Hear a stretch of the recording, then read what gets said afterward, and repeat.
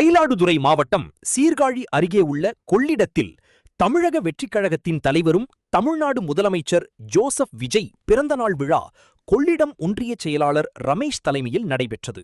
இந்த விழாவில் மாவட்ட செயலாளர் கோபிநாத் சிறப்பு அழைப்பாளராக கலந்து கொண்டார்.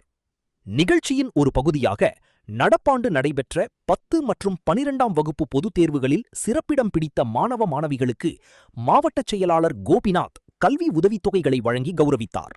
தொடர்ந்து அப்பகுதியைச் சேர்ந்த மாற்றுத்திறனாளிகள் மற்றும் தூய்மை பணியாளர்களுக்கு நலத்திட்ட உதவிகளை அவர் வழங்கினார்.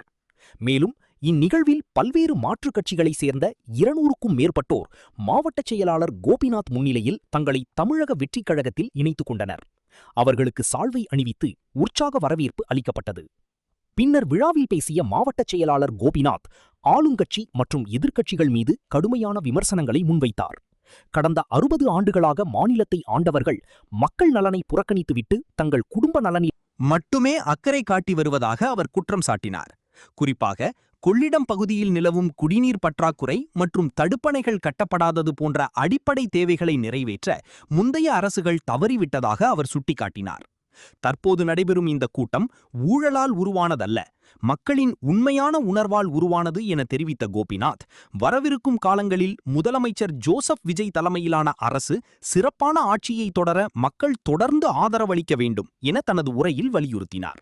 எந்த முறையில தண்ணி கொன்று போறாங்கன்னு தெரியல, ஆனா கொன்று போறாங்க. இங்க பக்கத்துல இருக்கக்கூடிய நம்மளுடைய கிராமத்துக்கு, அதாவது இருக்கக்கூடிய 30 கிராமங்களுக்கு தண்ணி இல்லாம இருக்காங்க. அதை யாராவது கவனிச்சிருக்காங்களா? ஏதாவது செஞ்சிருக்காங்களா? எதுவுமே கிடையாது.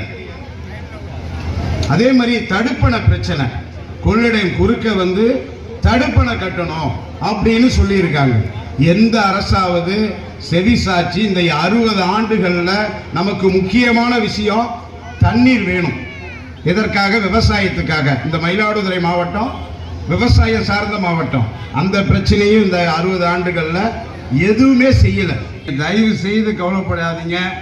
தமிழகத்திலே 60 ஆண்டுகள் ஊழலை பற்றி சிந்தித்து கூட இருக்கக்கூடிய இந்த ஆட்சியை என்றைக்கு நீங்கள் வீட்டுக்கு அனுப்பினீர்களோ, இனி வரும் நாட்களில் இந்த ஆட்சி சிறந்த ஒரு ஆட்சியாக 50 ஆண்டுகள் இந்த தமிழ்நாட்டில் அமையும். அதற்கு நீங்களும் உறுதுணையாக இருப்பீர்கள் என்பதையும் இந்த நேரத்தில் தெரிவித்துக் கொள்கிறேன்.